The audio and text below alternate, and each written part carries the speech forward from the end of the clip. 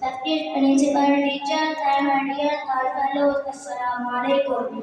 Today is 14 August, a very special day in the history of our beloved country. On this day, we give our independence and become a free nation from British rule in 1947.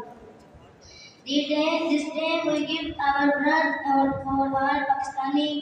It reminds us the struggles and sacrifices made by our ancestors to separate and separate homeland. For this, Qaeda Muhammad Ali Jinnah and Lama Iqbal worked trusted to make this dream turn on 14 August 1947. This great kingdom, empire and divided into independent national Pakistan and India.